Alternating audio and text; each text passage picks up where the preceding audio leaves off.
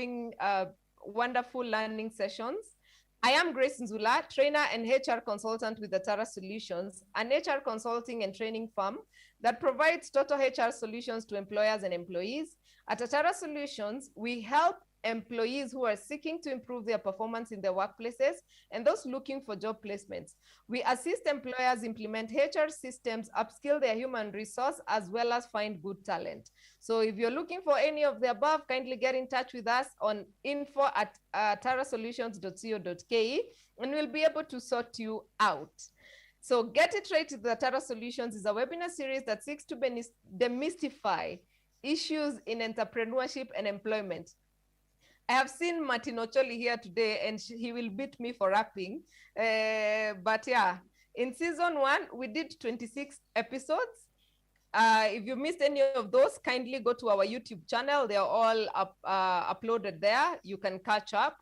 And this is the second episode of season 2. So you need to catch up. We are on Kijumla, we are on 28th episode. So if you missed any, kindly visit our YouTube channel, which is Get It Right with Atara Solutions. So the reason why this program was started is because of some very saddening facts. Did you know that 22% of businesses fail in the first year, 30% in the second year, 50% in the 5th year, and 70% in the 10th year? So today we are lucky to have somebody who has surpassed all those years. We are looking for more statistics, and I'm sure he's a man of numbers, so probably we'll get some on where we currently are. And that is why we started this program, so that we change these numbers. We need to have sustainable businesses that start off and don't fail in the first, second, third, or whatever years. So as always, we have giveaways for you, courtesy of Kapula Mintito. Kapula Mintito is a shop based in Mombasa. They have the yummiest of cashew nuts, mabuyu. You know yale mabuyu ya Mombasa? Mabuyu, if you want original custom mabuyus, they are actually available in Nairobi now. Congratulations, Kapula Mintito.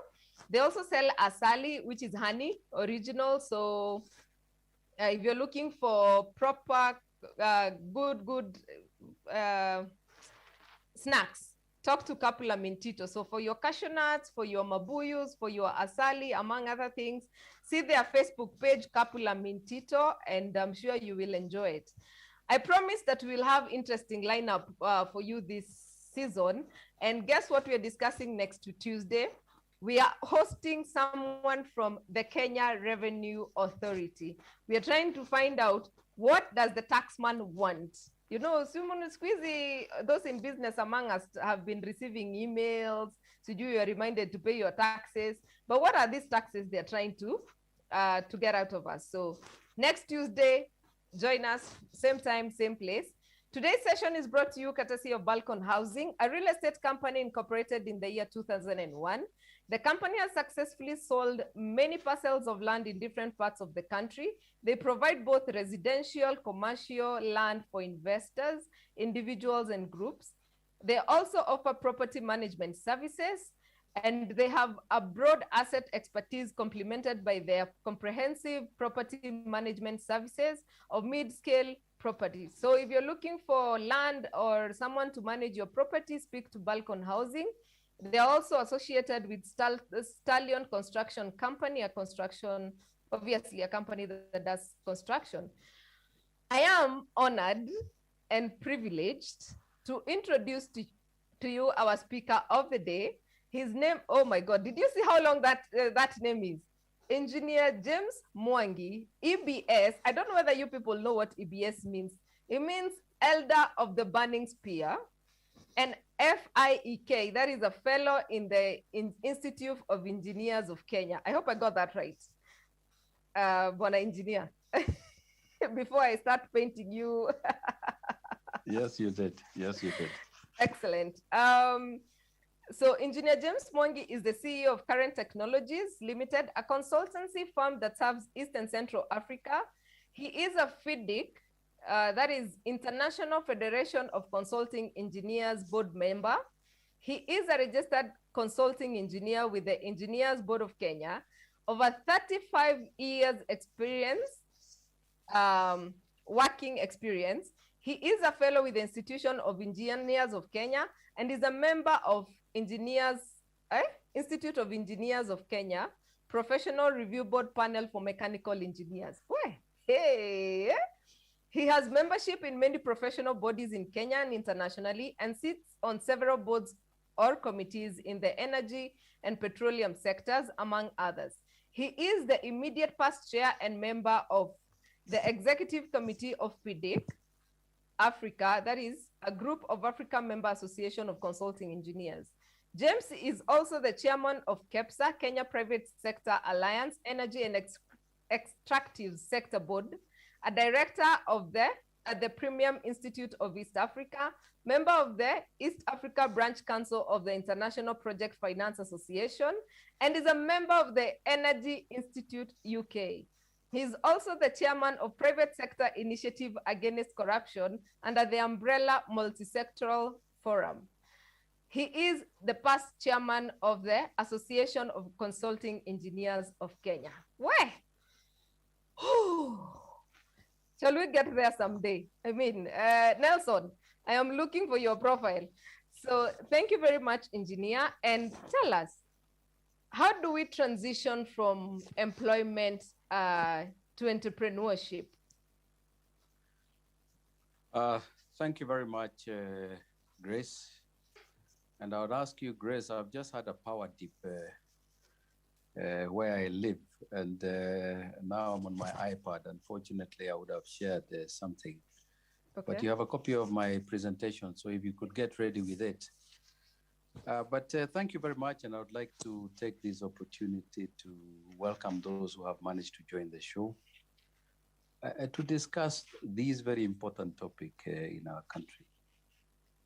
The key thing is that we need to understand what entrepreneurship is and to put it in context. So before I come to the issues of transition, we will just go through a few slides just to make sure that we bring alignment in understanding what is entrepreneurship, what are some of the pertinent issues to do with entrepreneurship, and then we will put it in the context of our country. Grace, next slide, please.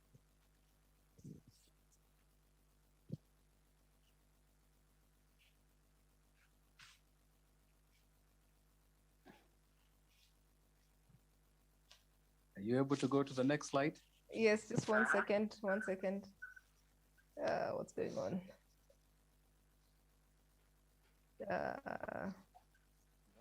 Talk of technology. Okay, talk of technology. Okay. Perhaps as you do that, let me start by defining what is entrepreneurship. And first of all, let's start with what is an entrepreneur? And there you have it now. Simply a person who sets up business or businesses, taking on financial risk in the hope of making profit. So the underlying word is financial risk. In other words, you're venturing into something that is not certain in the hope of making money. And consequently, entrepreneurship then is that activity of setting up that business. Next slide.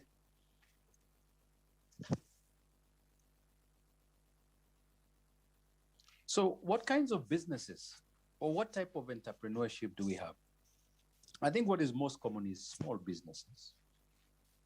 And then they grow and become larger businesses.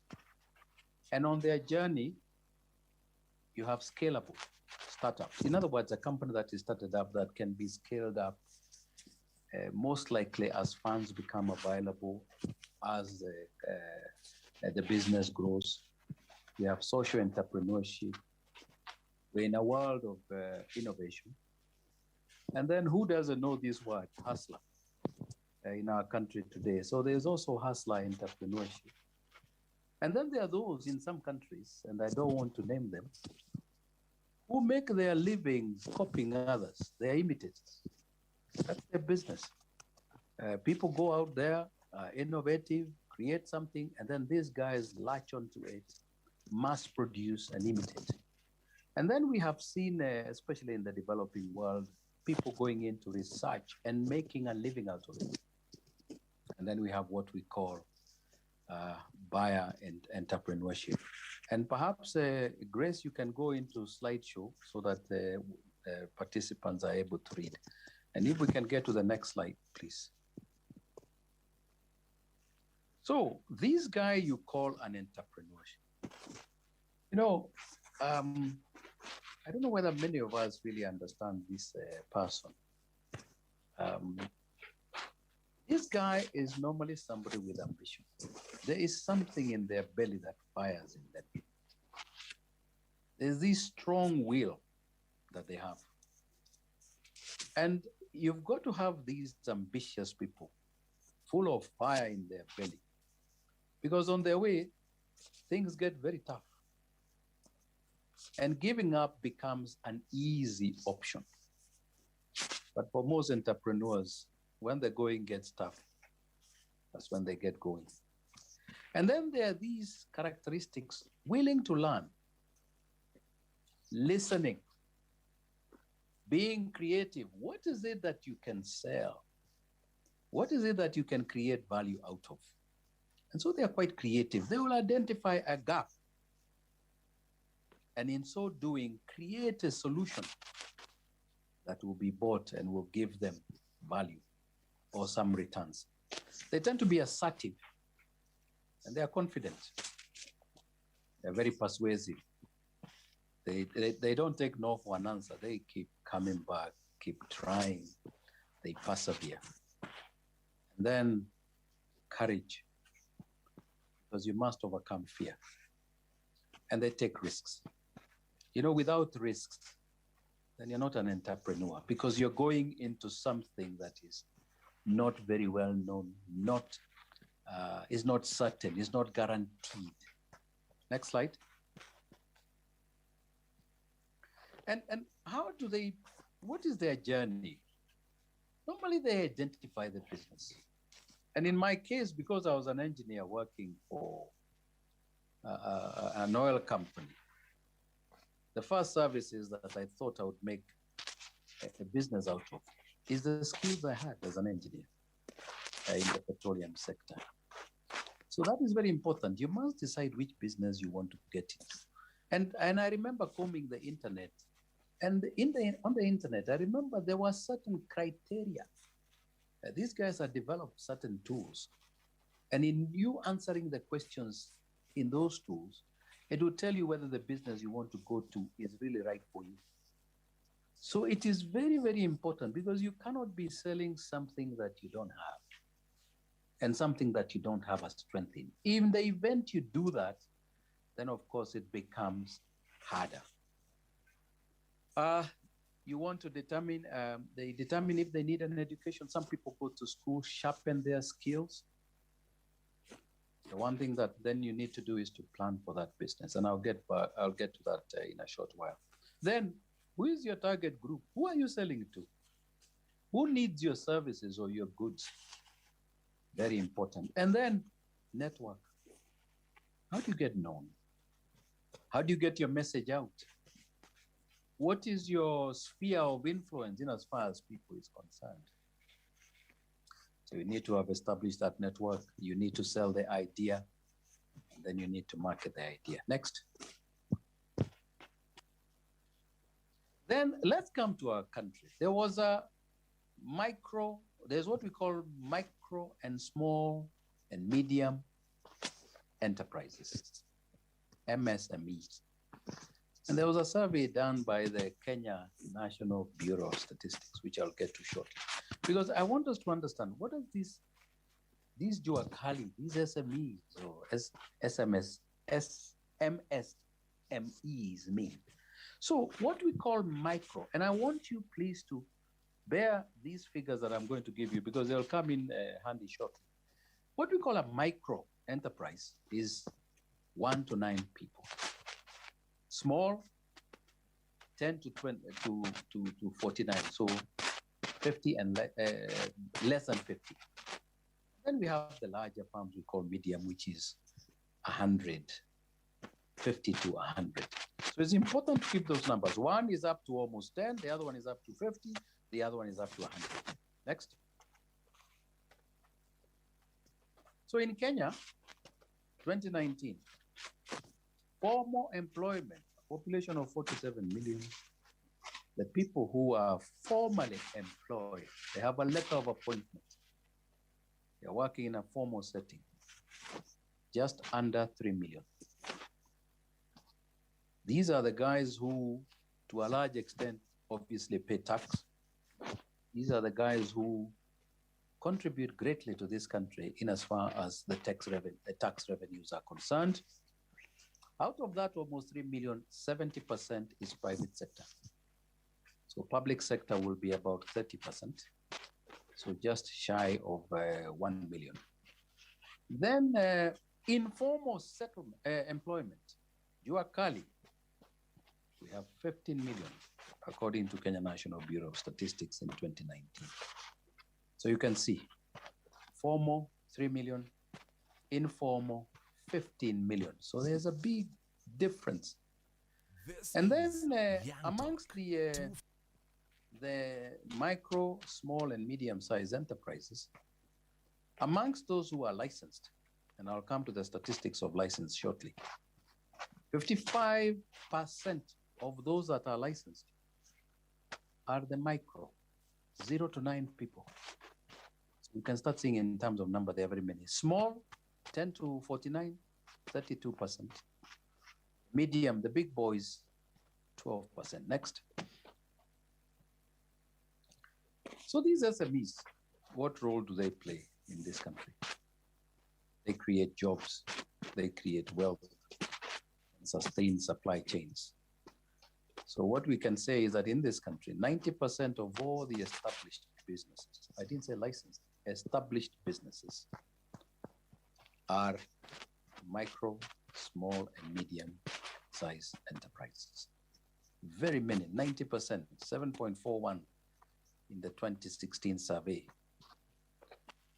These 90% in terms of numbers employ 84% of the total workforce, about 15 million. So you can see they're very, very big in employment. But in terms of the gross domestic product, GDP, they only contribute less than 30%. I just go back a bit. One slide, please.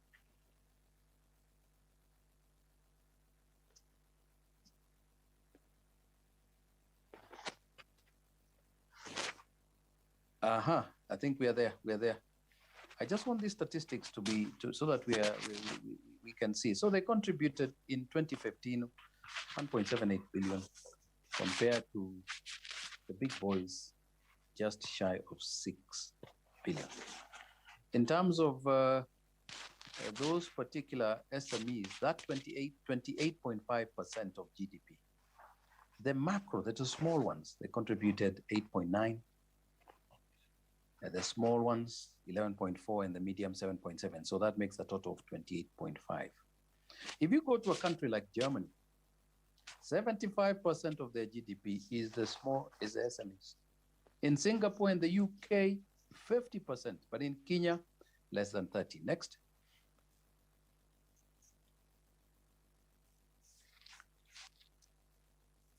Next, yes. Now, these SMEs, the ones that are licensed are 1.5 million. That is 2016. Unlicensed, operating there, Juakali, there's a mechanic there. There's somebody with a kiosk there, operating informally, about 6 million. So you can see in terms of even the tax bracket, still the pool is very small. Out of those who are licensed, 1.6, 92% is those ones who are 0 to 9. I think you've moved quickly. Just go back.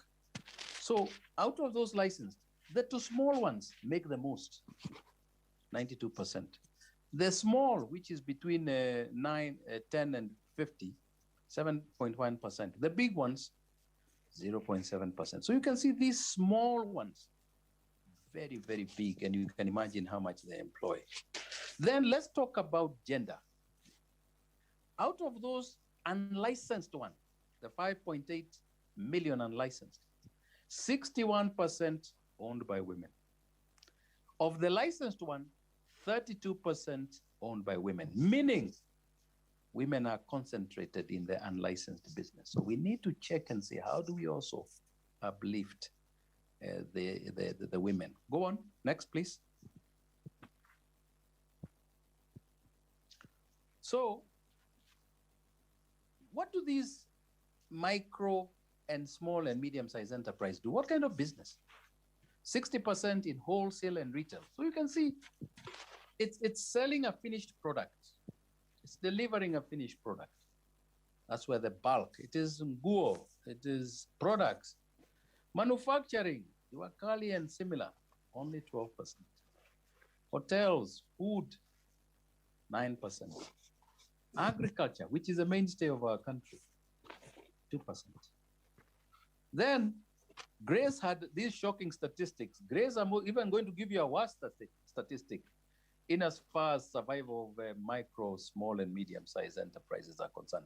From this study of 2016 by Kenya National Bureau of Statistics, 46% don't make it to the first birthday. That's a huge number. 46%. And by the end of 5 years, 80% don't see the fifth birthday.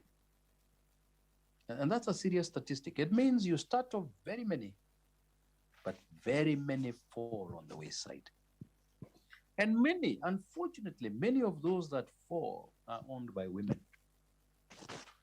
And therefore, you can see there's a disparity.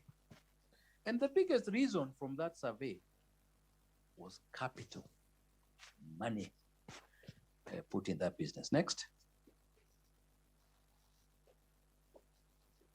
So why do people start a business? Some prefer self-employment. For me, I did love self-employment. I wanted to be my own boss. I wanted to carve my future. I wanted to do what I want. Obviously, better income. Some people go into business because they have no other alternative. You're jobless, you don't have anything to do. So trying to do a business is the best way. Some see adverts. Others see a demand for market. There's a high demand for something, you jump into it. Others have excess cash. There's capital available. Others are advised by others. Others is because the family has a business. Others is because they have a skill in that area. Like I mentioned, I had an engineering skill. And then there are obviously other reasons. Next. Why do they fail?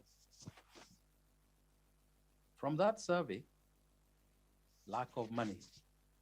This issue of funding, managing money is key, is critical. This is the blood of the company. And if that blood is not managed well, if it is being sucked, if you are bleeding, the businesses find it very hard to survive. Next. Okay, there you are. Then sometimes personal reasons. Sometimes customers are too few. Sometimes the raw materials that you need are very few. You can't get them. Maybe the price is not right. Sometimes too many competitors.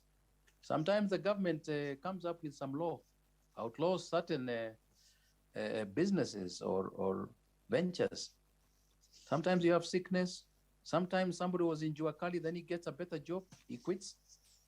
Others, you are robbed, you lose your merchandise, and then debt. This one is another one that is really crux of the matter. You borrow money, but you have no capacity to pay back. So you bleed, the business bleeds until it has no blood, therefore it dies. Sometimes people start another business. Sometimes you lack manpower. Sometimes the credit bureau rates you very low and you're out. Next.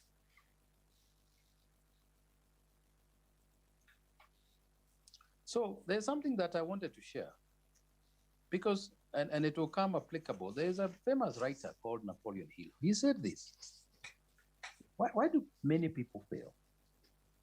And the number one reason, he said, was that people fail because they listen to friends, they listen to family, they listen to neighbors. In other words, they are likely not to be getting the best expert advice. It is not me who has said it. I do know to a certain extent that there is some truth in this. So in other words, careful. They are your friends, relatives, neighbors, you know them, they are in your ecosystem, but they have certain limitations in capacity. Go on, please. So, James Mwangi. I left university 36 years ago, and I was formally employed for 16. Of those 16 years, I worked for 3 employers. Started with government, short period, less than 3 years. Went into manufacturing in a subsidiary of a large organization in this country. I was given baptism of fire there because being a young person and holding a substantive supervisory role, those who I was supervising were older than me, and they made sure that I learned through pain. And then I had a third employer who I worked with for 11 years, 2 of them fortunately out of this country. Very, very useful in terms of learning skills. And that is where the idea of entrepreneurship came in. I saw a window in terms of what was happening in the country, a window of opportunity. And that is what I latched on. So I've been in this business for 20 years. And let me go back a little bit. Your early life, you'll be surprised that your early life is also very important. There are certain things that you did when you are young or you are exposed to that somehow may help you. And for me, it was running my father's shop since I was in Form 1. All my holidays were spent, most of that holiday was spent in that little shop. And that's where you start seeing what business is, or I started seeing that you have goods that you sell and you make something out of it, and it pays school fees. It looks after the family. And what it did is that it also helped somebody to be disciplined. You spend your time in a manner that is productive. But the idea of going into business was triggered 7 years before I went into business. And it was interesting because it was a question of seeing an opportunity and then seeing, okay, what is happening in the industry? It was deregulated, there were more players. And then you're working for an organization that is also saying, we don't need certain departments. I think we can outsource. So the writing is on the wall. And I'll tell you something. Many people, the writing is very big on the wall. Big font, telling you things that change is coming. But you ignore it because you think that that change is going to come for others, or it will affect others, not knowing that that change could actually come to you. So when I looked at what do I want to do, I knew that the skill I had was engineering, so I went into consultancy. And before I did that, very, very important to prepare, to understand what it is that you need to run a business, to budget for that business so that when you come out, you see the funds that you have, will they be enough to run with you for 6 months or 1 year? And I could see I had saved enough and my terminal dues could run me for a year. It could run my family for a year, school fees. I could take medical insurance. And in the process, the loans that I had, I was able to settle some of them, but others not. And therefore, you must be prepared. And one of the things that I did was to do a SWOT analysis. You must do a SWOT analysis on yourself, your strengths, weaknesses, opportunity, and threat. You must stand in front of a mirror and evaluate yourself and see what it is that you need to drop. What habits, what characters do you need to work yourself out? And then how to run a business, how to structure. Is very, very, very important because you must be psychologically prepared. If you're not prepared in your mind, then the battle is going to be. The other thing was important to prepare the family. The family has to know that for some time, the revenues coming in are going to drastically. The quality of life is likely to also reduce.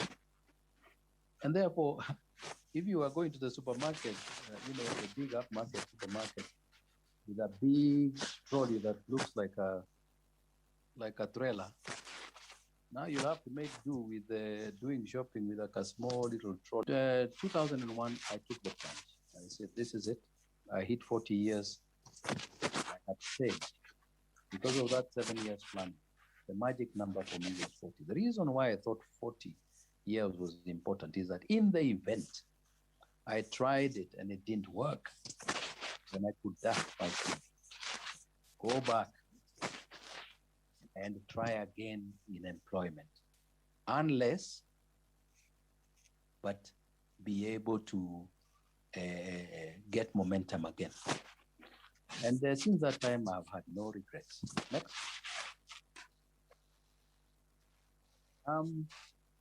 What are the challenges that you see when you go into business, especially when you come from a good job? One thing that was there is acceptance, your friends. It's interesting because the initial days I would come into town dressed casually. Previously, we were wearing coats, suits, ties. You come into town, you have too much time in your hands, so you decide to go and see a friend of yours in their office. And right from the time you enter, the askari is the first one to slow you down and want to know why exactly you have come. And you'll have to explain, oh, I'm going to see so-and-so, blah, blah, blah. And then if you manage to pass the askari, you go to the reception. Again, there you're given a hard time, the way you are dressed. Okay? You manage to pull through. You go to the gentleman's secretary in the event is senior. You're grilled, and sometimes you're actually told the boss is not in, yet you spoke with them a few minutes ago. So I started noticing the respect I used to have was not there. In fact, one of the biggest problems I saw, and why I say acceptance is an issue, is being asked, you're James Mwangi, yes. James Mwangi of where? And now you can't talk about your former employer. So I used to say James Mwangi of Nairobi, and the Askaris think I'm being funny, but it's true. What else could I say? I'm not employed. And then social life reduced. Because your money is reduced, your friends aren't too sure whether you're going to start being a person borrowing money from them. You end up reducing your social life. So that is something like that. So the next one was the need to be frugal.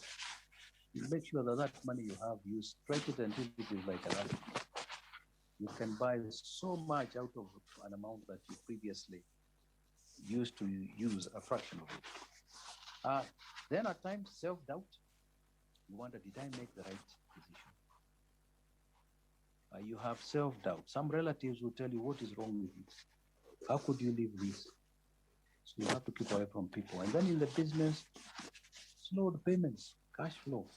You meet unethical practices, untrustworthy customers. You work for them, they don't pay you. And of course, corruption, big time. And then I tried also to diversify. I became a contractor. Very tough lesson. Lost a lot of money. I didn't know how to price. The job was looking big. But the margins were so small. So I lost out. And then not reading carefully what the employer wants. So they stick it into you, the contract says, and I burnt my fingers big time. Then, of course, businesses change. There's competition, unfair, fair. I can spend a whole day talking about that. Then the other issue is time, managing time. When you start the business, you are alone there. We used to share an office. So you have to do everything. You're the messenger. You're the everything. You are the one to cook that. You may employ somebody. When the person is not there, you got to do all these small chores. just have to humble yourself. But I thought it was very good to go back to that stage. Next.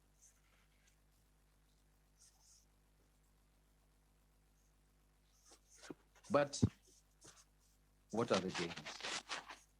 I enjoyed doing my course. I decide what to do. I do what I like. I try what I like. I'm not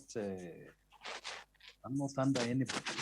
I chart my own destiny. If the success comes, it's mine. If the failure comes, it's mine. And I get a lot of satisfaction seeing how my work impacts society, because it's not just a question of money. It's understanding what you do when you learn. The other thing that I've noted is that when you're employed, you're shielded. You don't really know life. Because when we came out of employment, I didn't know how people see things. Simplicity, cutting corners, millions. Very good understanding of life, very good understanding of the country, this region, the world, how it works, because you have to learn these things. And then there was also the other gain. We started off in engineering. Actually, we were diversifying our services. We added more services. We ended up going into places that previously we thought we couldn't. So as a businessman, you find yourself, diversifying. And you go into other sectors. You started in petroleum, now you go to other sectors. You expand, you see opportunity. Go on, next, please. Then the other thing is that we were working in Kenya. All of a sudden, we were working in East and Central Africa, all the way down to Botswana. Interesting, you travel, you see things. And then, of course, there's business success, growth. We got some awards, top 100 twice. Recognition. You create a bit of wealth. You have a wide network. And then the other thing, which is a big gain, you can say no to anybody, including your clients. You drop them, they're not working for you. You're free. You're a free bird. You don't feel compelled. And I must say, I love that. You become a role model and you deal with people on your own terms. Nobody should belittle you at all. Next.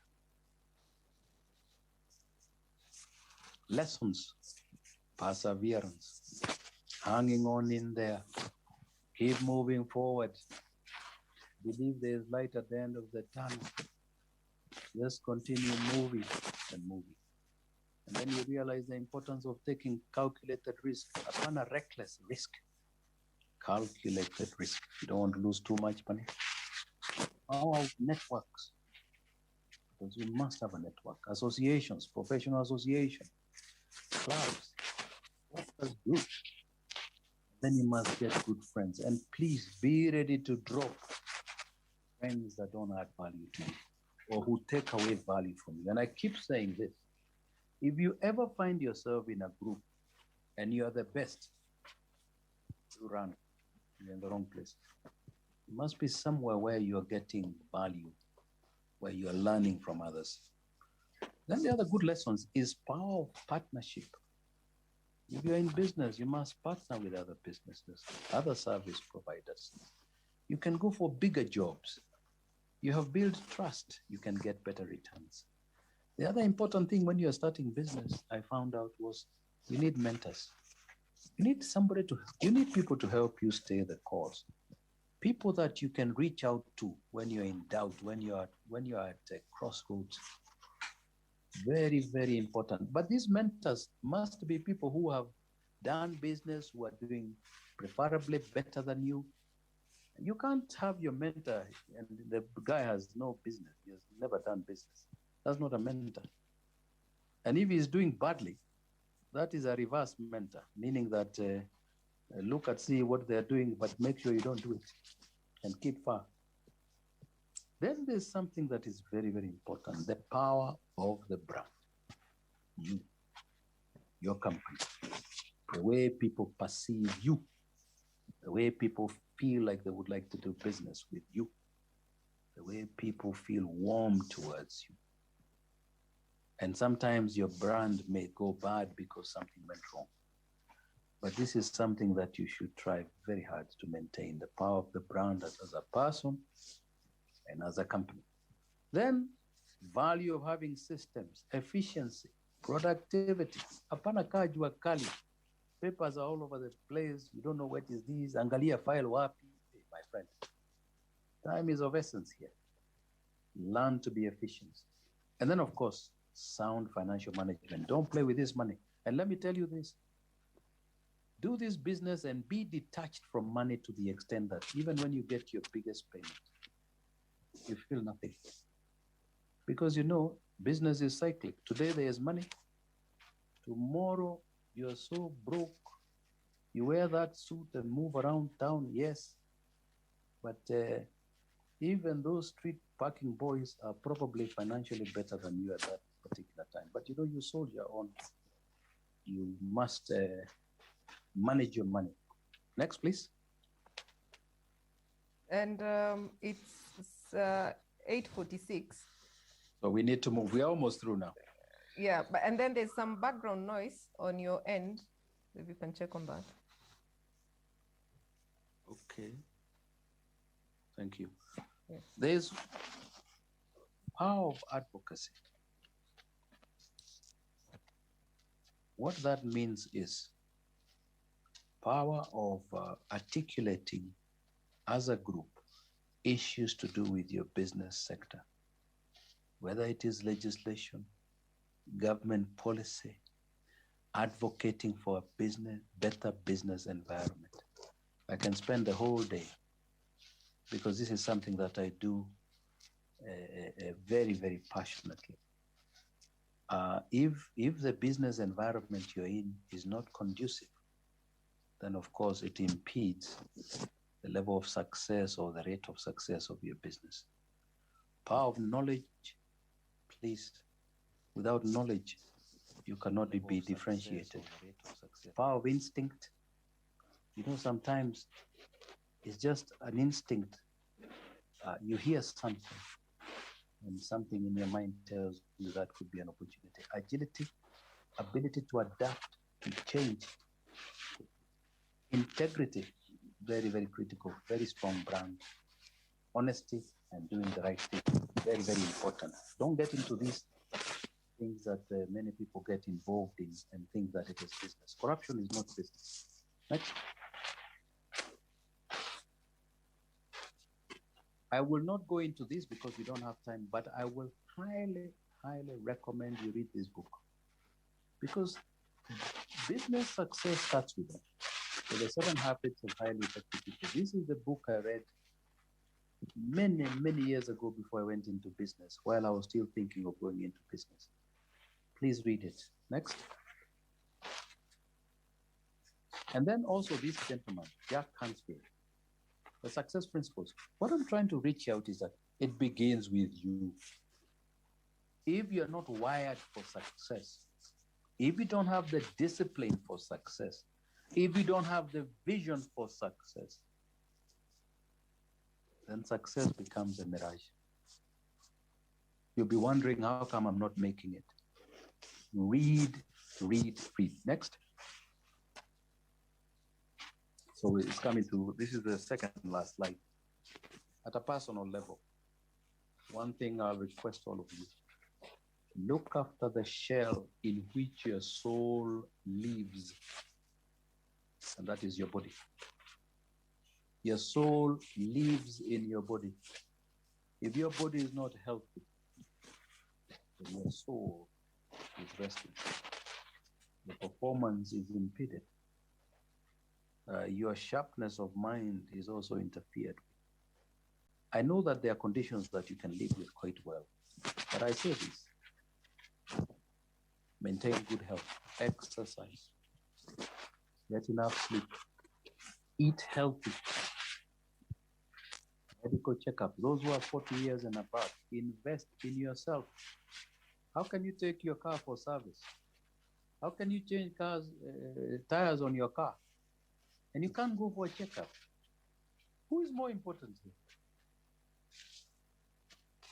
Manage your stress.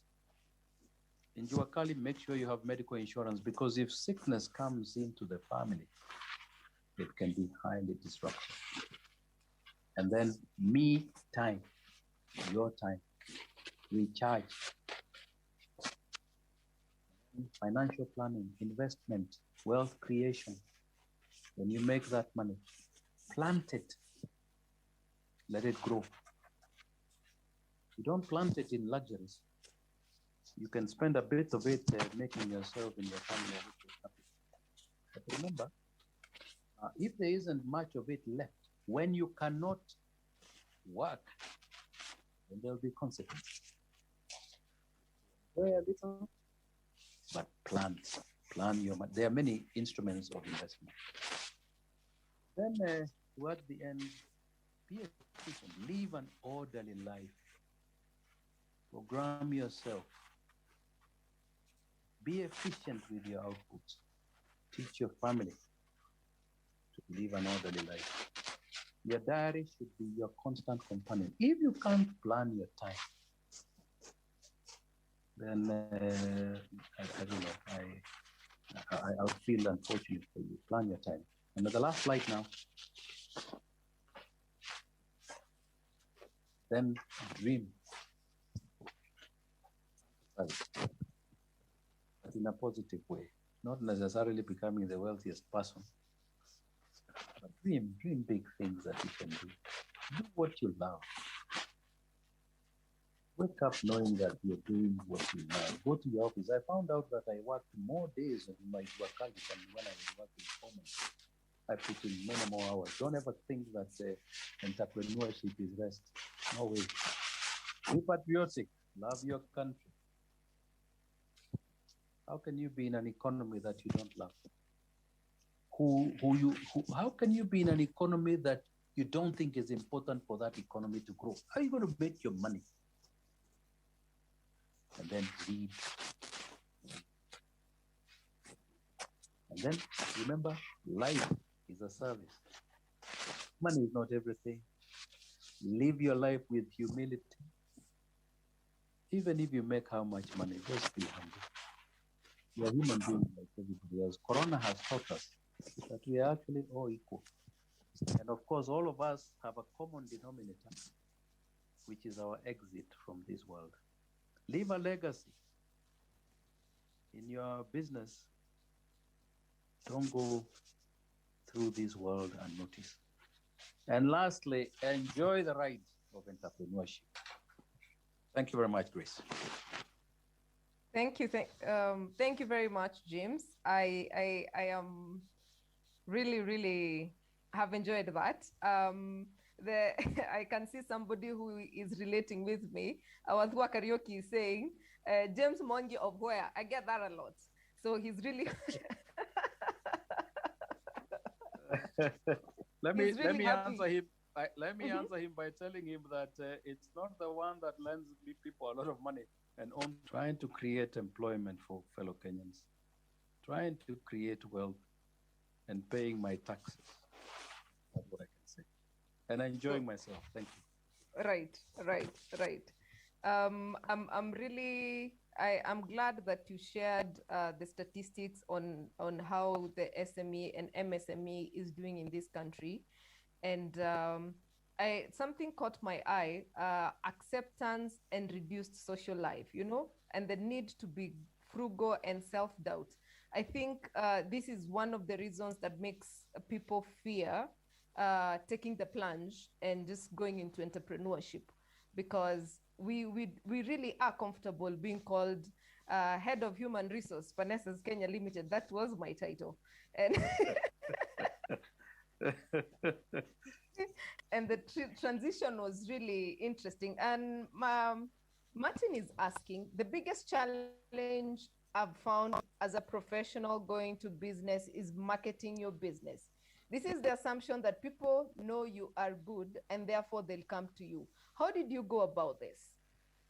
Very good. First of all, I like the fact that he's saying he is good.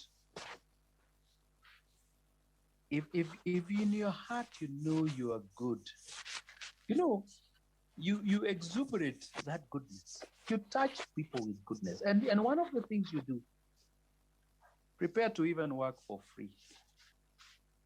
Prepare to volunteer. Prepare to be in those business associations. And when you get a chance to talk about yourself, or look for a chance to talk about yourself, blow that trumpet. It is yours. The lungs are yours. Blow it until people can know that you are there. Because to me, when you hide, when you keep quiet, how are people going to know you?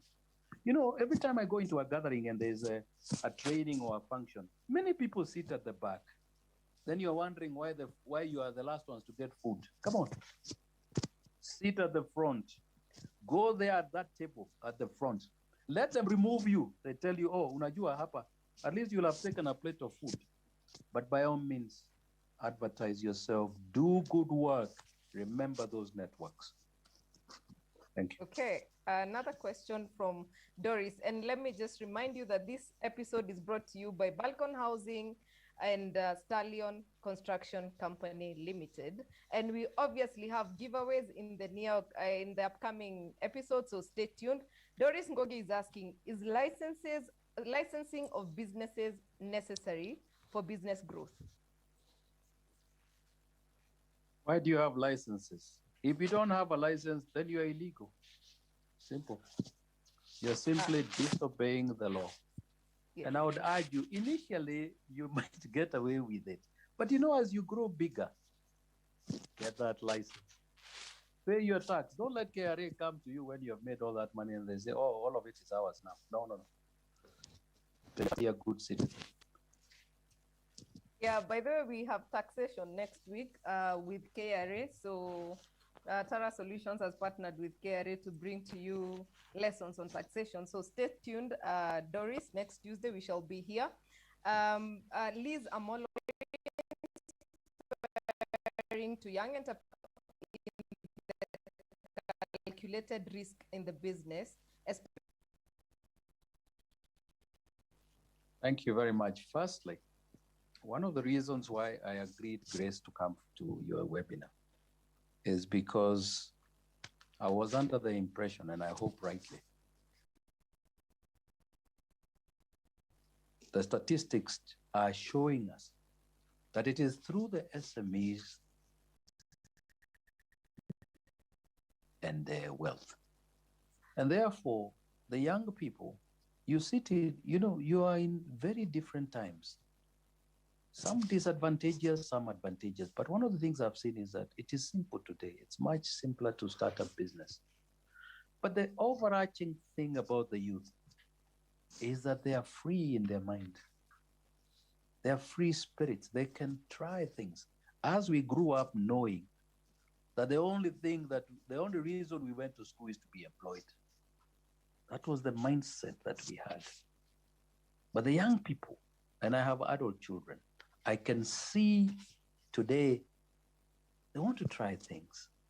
They are not afraid to fail. They are not afraid to try. And therefore, I would encourage young people. I know that there are opportunities for what we call incubation. And maybe that will be a topic one day, Grace. We try and see whether we can get some more information on it. Incubation means, how do you get these young people to appreciate? Because the disadvantage the young people have is no capital.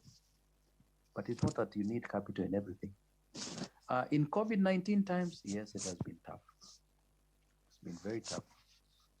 And we are still not out of the wood. There are no concrete answers. But I would say one thing, that whatever it is that you find, and maybe I forgot to mention this, that passion, entrepreneurship is about passion. So you young guys, the passion that you have for something, do a bit of research. Is that service required? Is that product required? What are the outlets? Today you have very many people that you can discuss, who can mentor you on how to do business. Go to the internet. All I can say is, you must try. Thank you, Engineer. Roy, thank you for your comment. Roy is saying the president of the youth himself is here in the house.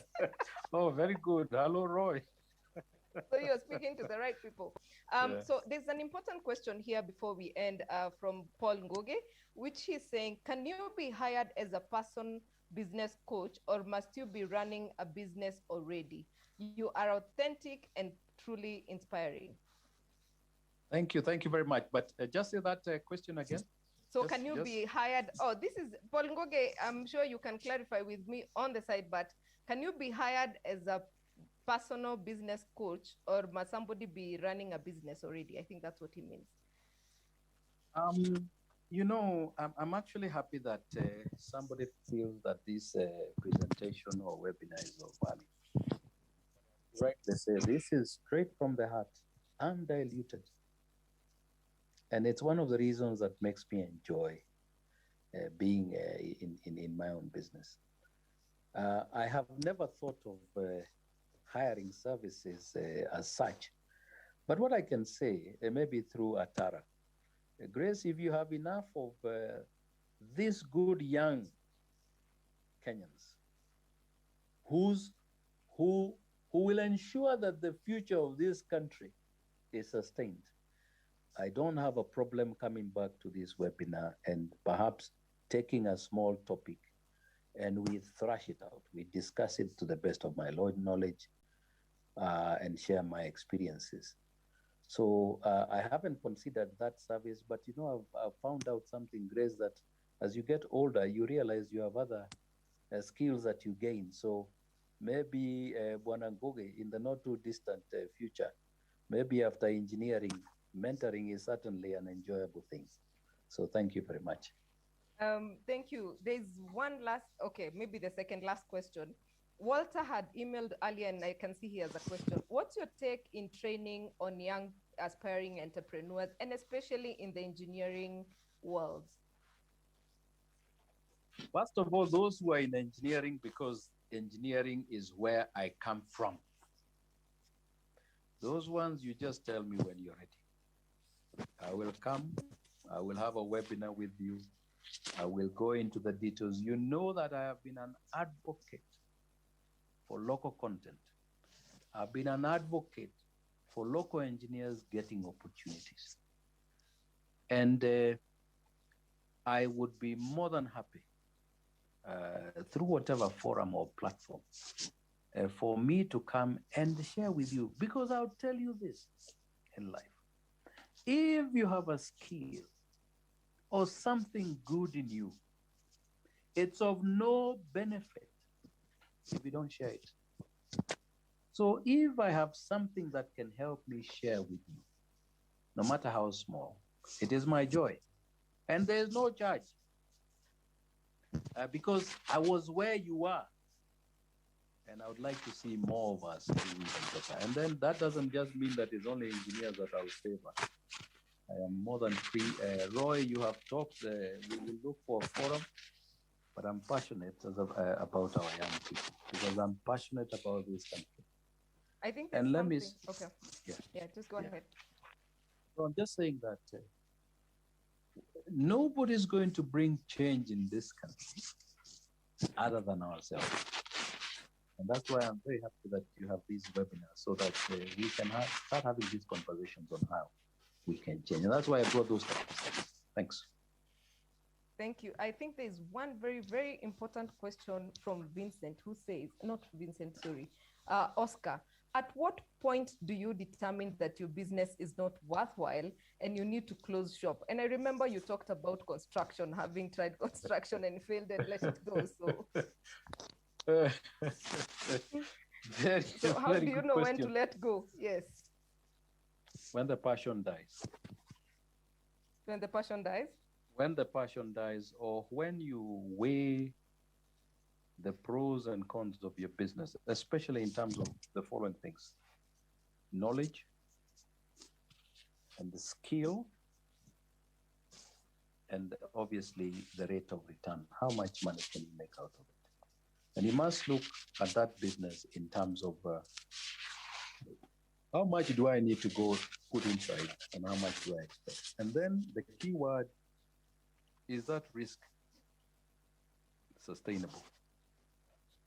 But you've got to feel, because he has asked a very important question, because it reaches a time in your business life where you have to say, okay, I have to let go now.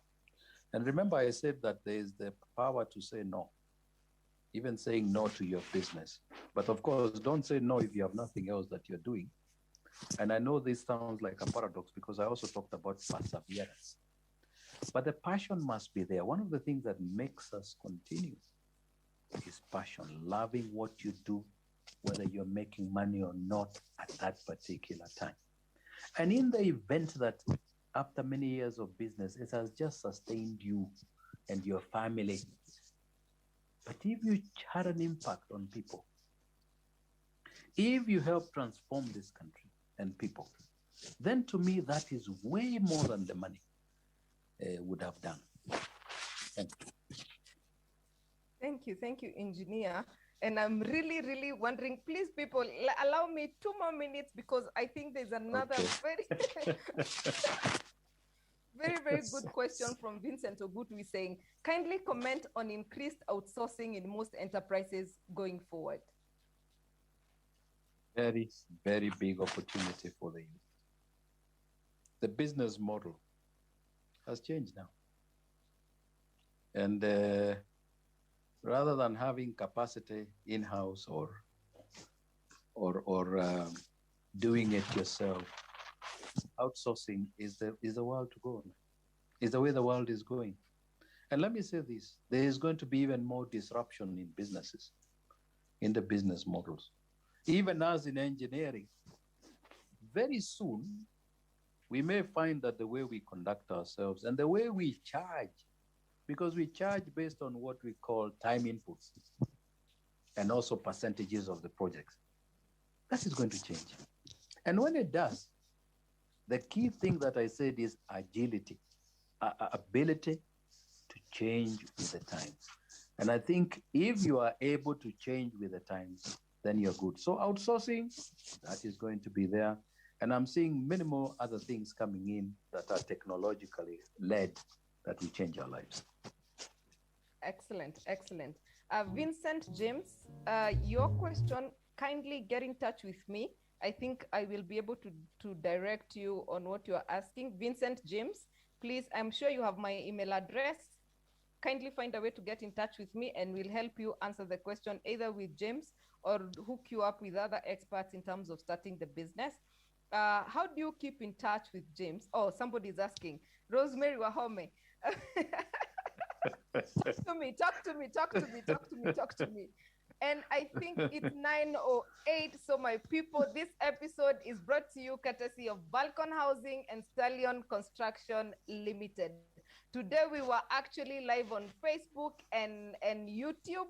So in case you have issues logging in and you're stuck or your people are stuck logging in, I believe next time we shall be here and obviously live on Facebook and YouTube. And for those who have joined on that end, asanteni sana. So our people, thank you for staying tuned. James, your yes. last word. Just 2 things to end this. Thank you very much. Once, I'm very, very happy that you invited me to come to this webinar. And I'm also very happy with the questions that have been asked by the participants today. I actually believe that this country is going to pull through. It's going to grow through the micro and small, medium. The other thing that I can say is this. The opportunity for those already in employment, especially for those who have worked for 10, 15, 20 years, I would plead with them to consider going into self-employment or into entrepreneurship. You leave space for the younger generation. You have acquired experience, 15 years, 20 years. You have a home. You have the basics of life. Why don't you come outside and employ these young people Why don't you come outside with a bit of planning, take your capital and start a business and become an SME? So please don't hang on too long to employment. Consider coming out and having a productive life in business when you have the capacity to. I think that will be the parting word. And then the younger people, I want to salute you because you have the guts. All I urge you to do business with integrity. And somewhere along the line, remember that this country needs you. Grace, thank you very much. And I want to say good night to everybody. Asanteni sana. Thank you very much, James.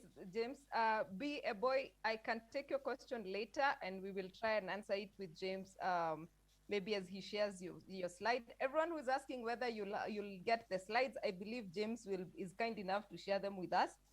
So Certainly. we will be able, if you registered, for sure, we'll send it on email so that you can learn a bit more. So thank you very much. And again, I say this episode is brought to you by Balcon Housing and Stallion Company Limited, as well as Capula Mintito. So thank you very much. Please check them out online, check their Facebook pages, check their websites, Capula Mintito, Balcon Housing, and Stallion Construction Limited.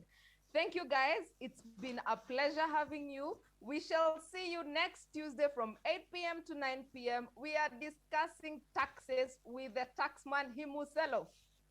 So have a lovely, lovely night and see you on Tuesday. Oh, and everyone is saying very thank you. You can engage in the chat, James, before you leave. Okay, not a problem. Not a problem. Yes.